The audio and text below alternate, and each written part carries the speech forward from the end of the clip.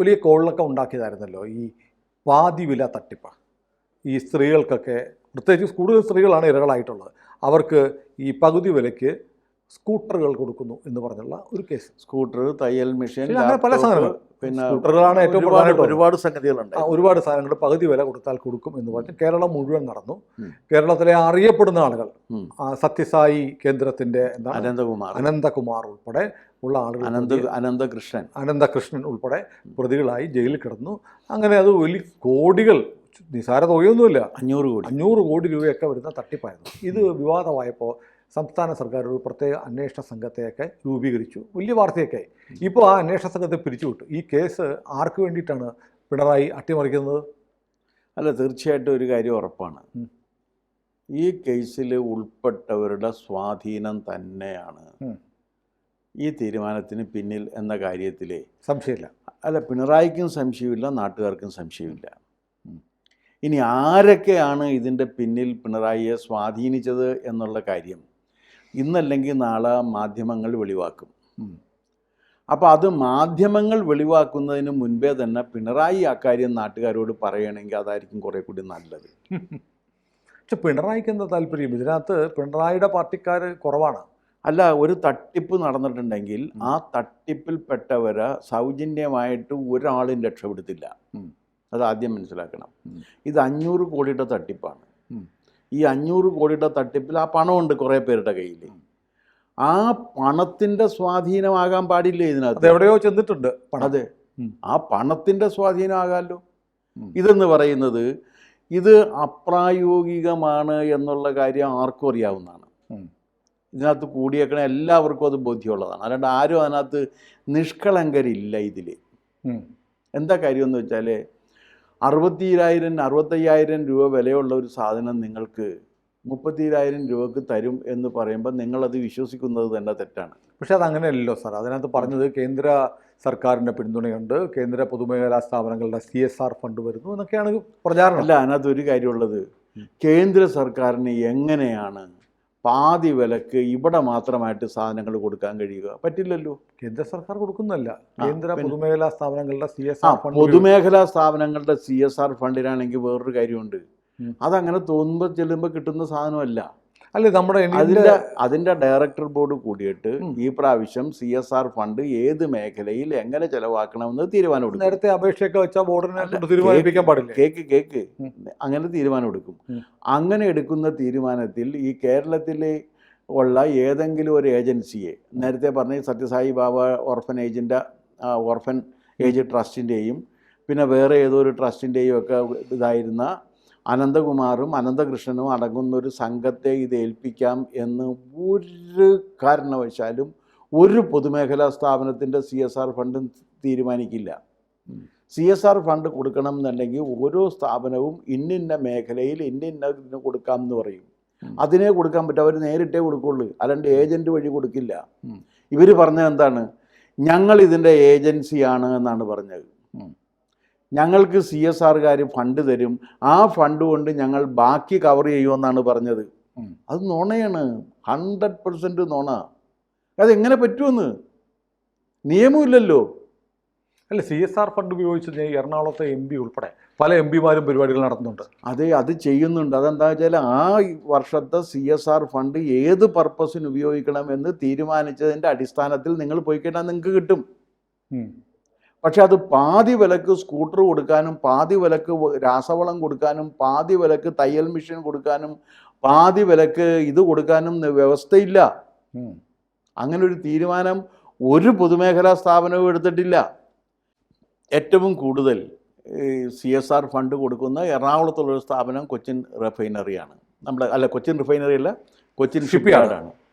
പക്ഷെ ആ ഷിപ്പ്യാർഡിൻ്റെ ഫണ്ട് ഏതൊക്കെ മേഖലയിൽ എങ്ങനെയൊക്കെ കൊടുക്കണം, എത്ര ശതമാനം കൊടുക്കണം, അതിന് എന്തെല്ലാമാണ് ക്രൈറ്റീരിയ എന്നുള്ള കാര്യം അതിൻ്റെ ഡയറക്ടർ ബോർഡ് കൂടി തീരുമാനിക്കും. ആ സ്ഥലത്തേ കൊടുക്കാൻ പറ്റുള്ളൂ, അത് ഡയറക്റ്റായിട്ടേ കിട്ടുള്ളൂ. അല്ലാണ്ട് ഒരു ഏജൻറ്റ് വഴി ഏജൻസി കമ്മീഷൻ ഇല്ല അതിനകത്ത്. ഇവർ പറഞ്ഞത് എന്താണ്?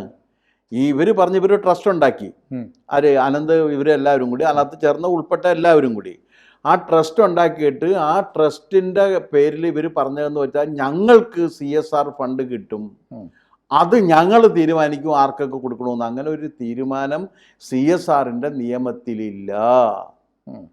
അത് സമ്പൂർണമായും തെറ്റായ തീരുമാനമാണ്. ഇപ്പോൾ കൊച്ചിൻ ഓയിൽ റിഫൈനറിക്ക് സ്ത്രീകൾക്ക് സ്കൂട്ടർ കൊടുക്കാൻ തീരുമാനിച്ചിട്ടുണ്ട് എന്ന് വെക്കുക.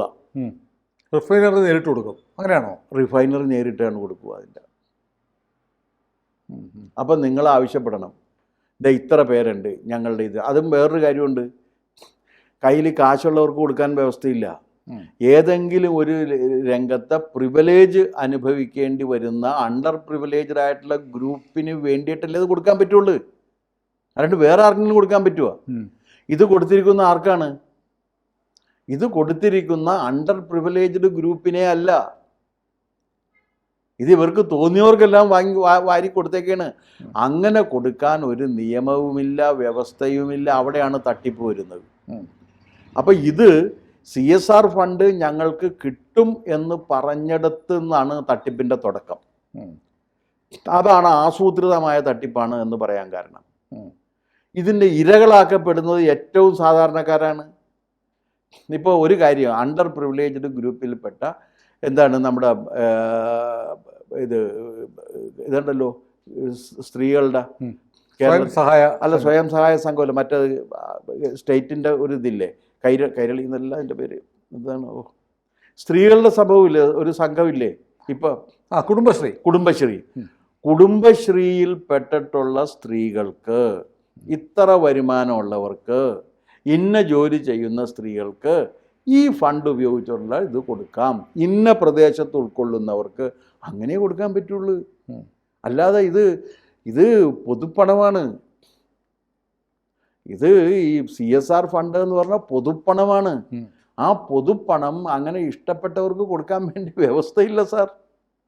അങ്ങനെ വ്യവസ്ഥ ഇല്ലായിരിക്കെ ആ വ്യവസ്ഥയുണ്ട്, ഞങ്ങൾ വിചാരിച്ചാൽ ഇതെല്ലാം കിട്ടും, അതുകൊണ്ട് നിങ്ങൾ പണം തരാനാണ് ഇവർ പറഞ്ഞത്.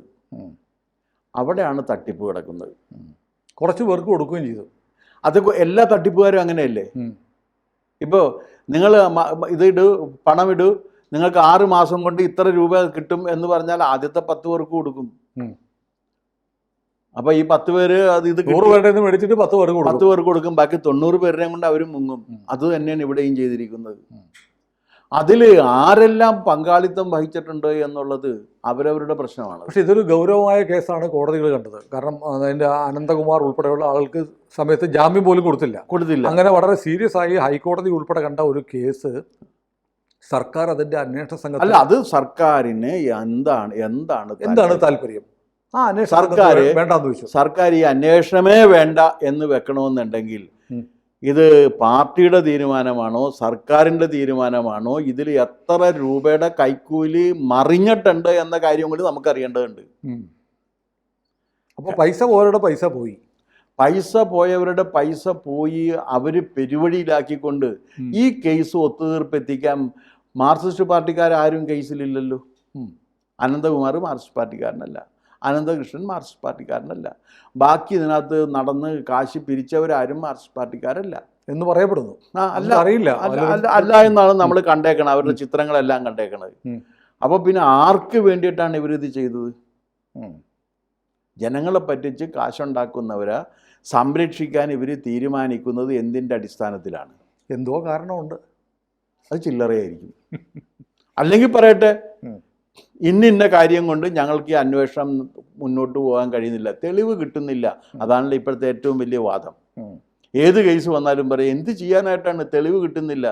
തെളിവ് നമ്മൾ ഉണ്ടാക്കി കൊടുക്കണം. പിന്നെ എന്തിനാണ് ഈ പോലീസുകാർ പൈസ കൊടുത്ത ആളുകളുണ്ട് അല്ലെന്ന്? പിന്നെ ഞാൻ ചോദിക്കട്ടെ, ഈ പോലീസുകാരൊക്കെ പിന്നെ എന്തിനാണ് കാശ് വാങ്ങിച്ചുകൊണ്ട് അവിടെ ഇരിക്കണം? അവർ തെളിവുണ്ടാക്കലല്ലേ അവരുടെ പണി. അന്വേഷിച്ച് തെളിവ് കണ്ടെത്തണ്ടേ?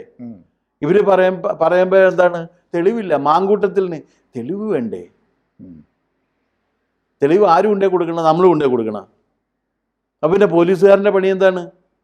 CCTV നോക്കൽ മാത്രമാണ്. ഇപ്പം പോലീസിൻ്റെ പ്രധാനപ്പെട്ട പണി എന്താണ്? CCTV നോക്കിയിട്ട് അവനെ കാണുക എന്നുള്ളതാണ്.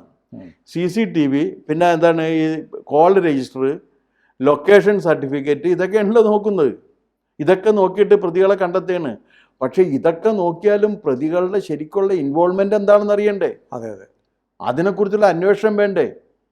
അപ്പം ഈ രാജ്യത്ത് സാധാരണ മനുഷ്യർ ഇത്രയേറെ ചതിക്കപ്പെട്ട ഒരു കേസിൽ പിണറായി ഗവൺമെൻറ്റിൻ്റെ സമീപനം ഇതാണ് എന്നുണ്ടെങ്കിൽ അവരാരെ രക്ഷപ്പെടുത്തുന്നതിന് വേണ്ടി ഈ വൃത്തികേട് ചെയ്യുന്നു എന്നുള്ള കാര്യം അവർ കണക്ക് പറയുന്നത്. അപ്പോൾ ഏതായാലും ആട് തേക്ക് മാഞ്ചിയം തട്ടിപ്പ് പോലെ പാതി വില തട്ടിപ്പും വിസ്മൃതിയിലേക്ക് പോവുകയാണ്. പാതി വില തട്ടിപ്പിലും ഗവൺമെൻറ്റിൻ്റെ പങ്ക് കൂടി അന്വേഷിക്കണം എന്നേ എനിക്ക് പറയാം. ആരന്വേഷിക്കാൻ? പടച്ചതമ്പുരാൻ അന്വേഷിക്കണം. കൂടുതൽ വാർത്തകളും വിശേഷങ്ങളും നിങ്ങളിലേക്ക് എത്താൻ ABC മലയാളം സബ്സ്ക്രൈബ് ചെയ്യുക, ബെൽ ബട്ടണും അമർത്തുക.